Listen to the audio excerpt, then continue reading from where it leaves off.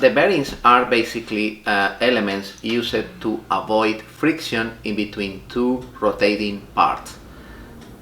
There are elements used to avoid friction in between two parts. And there are different types of bearings. There are bearings, ball bearings. The most common bearing is the ball bearing. This one, and those type of bearings are excellent for radial loads. The ball bearings are excellent for radial loads. There are different types of bearings. This is the most common, the ball bearings. And there are other bearings like this one, roller bearings. And there are other ones like these ones. Those are plain bearings. But there are other ones fabricated in bronze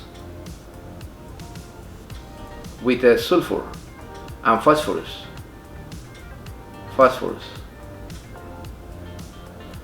Bronze, phosphorus. Those are the typical bearings used on the star motor. The star motor, the shaft of the star motor, release in a couple of bearings, those bearings, bronze bearings.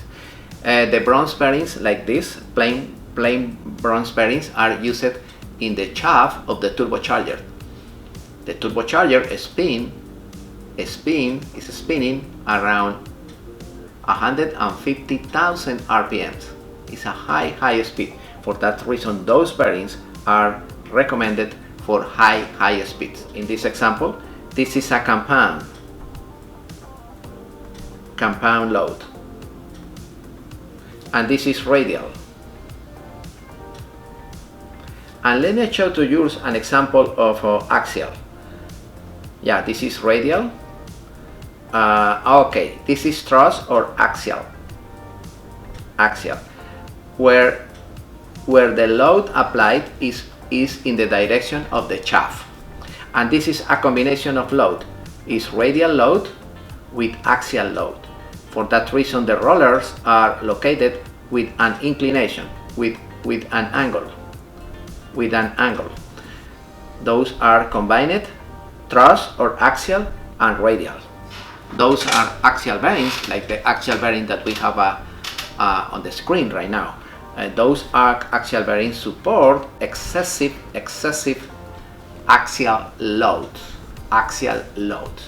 Yes, in your outboard, in the bottom of the gear, in the lower unit, you found it an axial bearing. Or in the transmissions, like the transmission that you have on the screen right now, you have an axial bearing in each end of the main shaft. We are going to study later. There are 3 shafts in a typical transmission: input shaft, output shaft, and lay shaft. Each of those shafts are supported for radial bearings and axial bearings.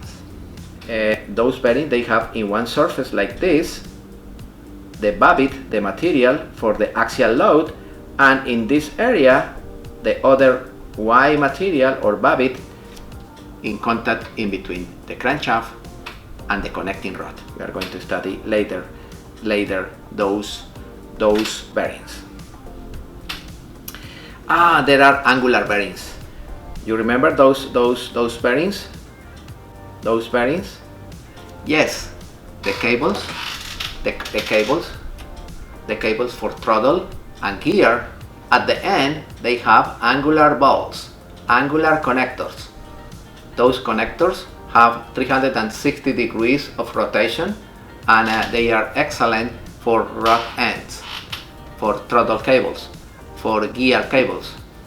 Yeah, this is a very common, especially in control cables. There are different type of tools used to remove the bearings. In the majority of the cases, you need to use the hydraulic press, using the procedure that you have on the screen right now, in order to remove the bearing. Or you can use extractors.